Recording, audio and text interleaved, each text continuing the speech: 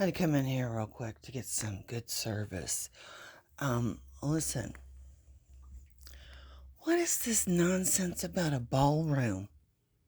Huh? During a government shutdown?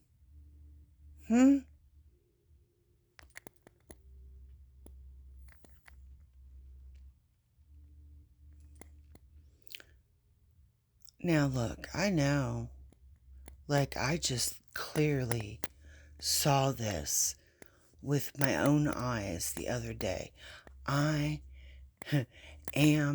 have always been, and always will be an outside of the box thinker.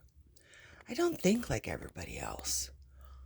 I see things people don't. I notice things people don't. And why is, it's my superpower. So I know people can, say, whatever about my knowledge on whatever. I know this doesn't make it, just go with it. I don't understand what the why does the White House need a ballroom?